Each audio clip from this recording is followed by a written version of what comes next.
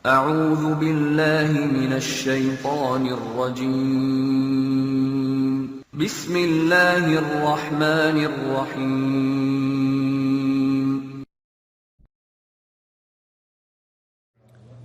Di antara kisah yang berhubungan dengan kesolehan orang yang patuh kepada Allah dan kenikmatan hidup dia, kisah seorang anak muda di Mekah.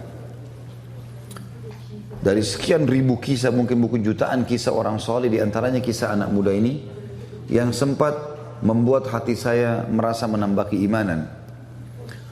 Orang ini keluar dari masjid habis sholat duhur di Masjid Haram Mekah.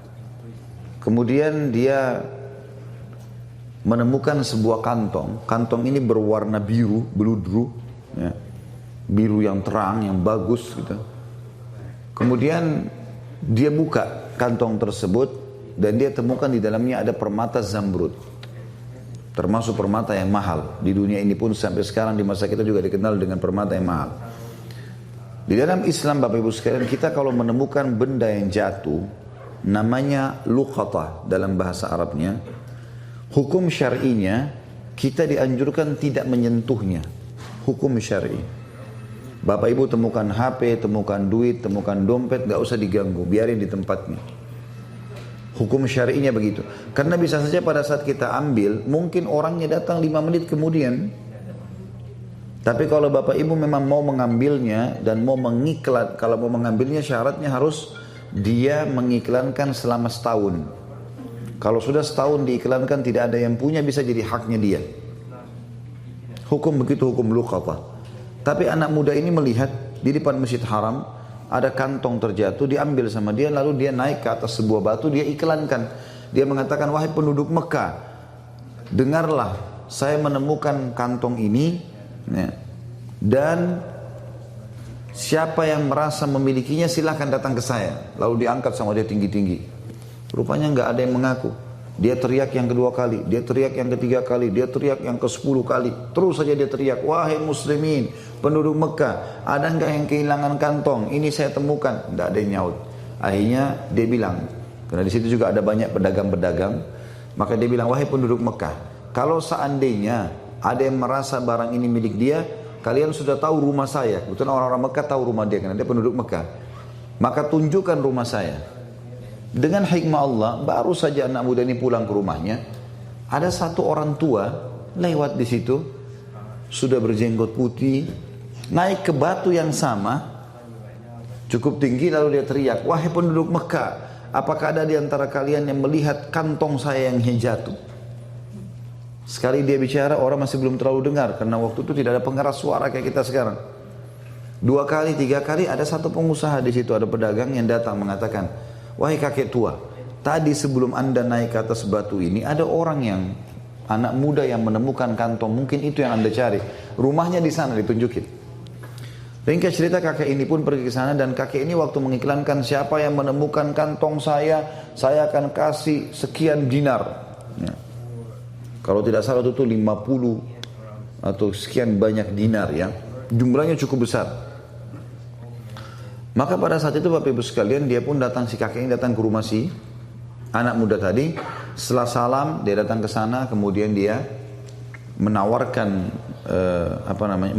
menanyakan apakah memang kau temukan kantong. Dia bilang iya. Baik. Kemudian anak muda ini mulai menanyakan apa ciri-cirinya. Disebutkanlah cirinya semua seperti ini, seperti ini, seperti ini. Ini juga sifat orang muslim, ya, orang mukmin. Dia tidak boleh juga begitu orang mengaku main kasih saja. Perlu ditanya sama dia, dipastikan supaya jangan ada kesalahpahaman.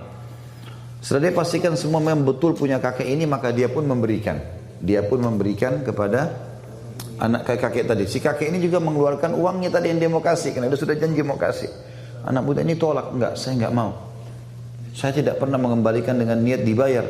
Lalu orang tua itu mengatakan, tapi saya sudah niat. Dia bilang enggak bisa, saya tidak mau. Terus saja si kakek tua ini mendesak anak muda untuk terima balasan. Dia bilang dia tidak mau. Sampai akhirnya si kakek tua ini sudah putus asa, dia nggak bisa berikan, dia pulang.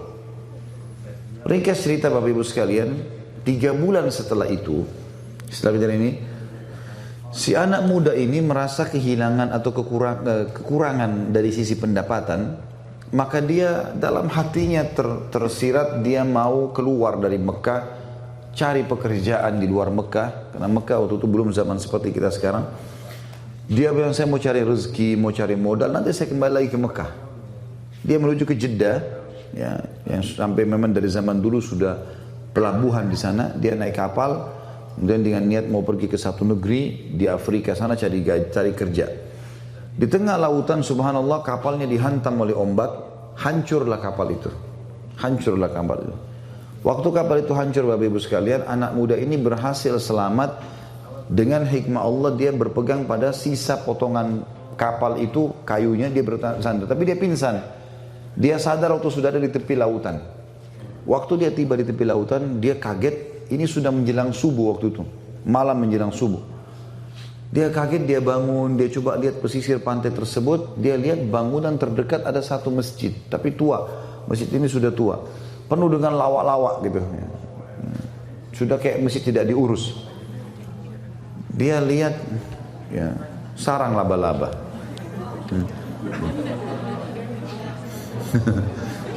Baiklah. Yang jelas karena sudah tidak dirawat, maka kelihatannya sudah kumuh ya. Dia pun melihat waktu subuh sudah tiba dalam kondisi bajunya basah. Dia baru sadar dari pingsannya, dia bersihin masjid itu semampunya, lalu dia azan di masjid itu. Waktu dia azan, rupanya masyarakat sekitar situ dengar itu kalau ada azan. Maka mereka pada datang. Sholatlah bersama anak muda ini. Azan, sholat sunnah, kemudian iqamah. Disuruhlah anak muda ini jadi imam.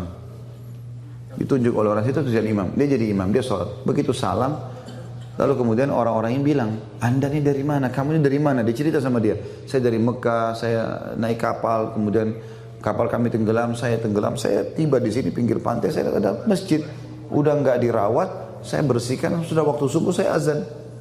Kata mereka, kebetulan kami butuh imam, bisa nggak jadi imam di sini? Sekalian mengurus masjid ini, nanti kami kasih gaji. Baiklah, tinggallah anak muda tersebut 3 bulan. Jadi sekarang sudah 6 bulan peninggalkan 6 bulan dari kasus ketemu sama si kakek tadi. Kakek itu tinggalkan rumahnya tadi di Mekah 3 bulan, kemudian dia baru keluar dari Mekah. Setelah itu tiba di pulau ini, 3 bulan lagi dia tinggal jadi imam. Setelah 3 bulan rupanya karena dia anak muda yang hafal Quran, dia juga punya ilmu syar'i, ilmu agama yang bisa diajarkan, maka masyarakat sempat suka dengan dia. Lalu dimintalah dia untuk menikah dengan salah satu anak gadis di pulau itu gitu. Apakah kami mau kau nikah dengan anak gadis ini? Bersedia? Dia bilang baiklah. Dia mau menikah karena memang dia masih bujang belum menikah. Kemudian pada saat itu Bapak Ibu sekalian didatangkanlah wanita, seorang anak gadis pakai cadar, tapi di bagian lehernya wanita itu ada kalung, dan kalung itu diikat, ada permatanya itu batu zamrud warna biru. Maka si anak muda ini waktu perempuan tadi datang di depannya, buka cadarnya, matanya tertuju ke batu itu. Orang-orang di sekitar itu bilang, hai anak muda, kau zalimi perempuan ini. Kami datangkan untuk kau lihat wajahnya. Sunnah Nabi SAW kalau mau menikah, melihat wajah wanita dan telapak tangannya. Tapi kenapa kau lihat perhiasannya? Gitu kan? Kata anak muda ini, saya punya kisah dengan perhiasan ini, batu ini. Saya sangat yakin batu ini yang saya temukan 6 bulan lalu di Mekah. Dan kisahnya saya temukan, saya iklankan, terus datang seorang kakek tua yang mengaku. Begitu dia bilang kakek tua, tiba-tiba ya, orang-orang di masjid itu mengatakan Allahu Akbar, bertakbir semua. Kata anak muda ini, kenapa kalian bertakbir? Kata mereka, apa kau tahu siapa kakek tua yang kau temuin itu? Dan kisah yang kau sampaikan tentang batu permata, betul permatanya ini dia. Kata anak muda ini, tidak, saya tidak tahu. Kata mereka, itu adalah ayahnya anak perempuan ini. Ayahnya anak perempuan ini. Semenjak dia pulang ke pulau ini 3 bulan lalu gitu kan, 6 bulan lalu dia pulang ke pulau ini, dia bilang dia selalu cerita tentang kamu. Dan dia meninggal sekitar 3 bulan, beberapa hari setelah dia pulang. Dan itulah sebabnya kenapa masjid ini tidak diurus, karena dia dulu imam di sini, nggak ada yang bisa gantiin. Dan dia sebelum meninggal berdoa, dan kami dengar dia berkata, ya Allah, jadikanlah anak muda di Mekah itu jodoh anak saya. Itu kisah nyata. Kata anak muda ini, subhanallah, saya menikah dengan istri saya ini, maka permata itu yang tadinya dia kembalikan karena Allah, nggak mau terima balasan, gitu kan? Dia bilang, saya kembalikan sekarang menjadi milik saya sama istri saya. Berjalan 6 bulan pernikahan selanjutnya, dengan hikmah Allah ajal istri saya datang, meninggal, maka saya menjadi pewaris tunggalnya permata itu. Dia kembalikan tadi karena Allah, Allah balas dia, permata itu jadi punya dia. Kuasa Allah Subhanahu wa ta'ala.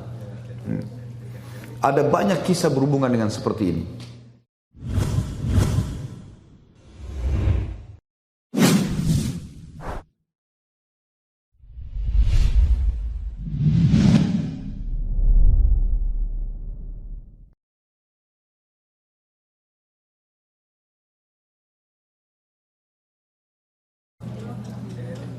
Itu kisah nyata. Kata anak muda ini, subhanallah, saya menikah dengan istri saya ini, maka permata itu yang tadinya dia kembalikan karena Allah, nggak mau terima balasan, gitu kan? Dia bilang, saya kembalikan sekarang menjadi milik saya sama istri saya. Berjalan 6 bulan pernikahan selanjutnya, dengan hikmah Allah ajal istri saya datang, meninggal, maka saya menjadi pewaris tunggalnya permata itu. Dia kembalikan tadi karena Allah, Allah balas dia, permata itu jadi punya dia. Kuasa Allah Subhanahu wa ta'ala. Ada banyak kisah berhubungan dengan seperti ini.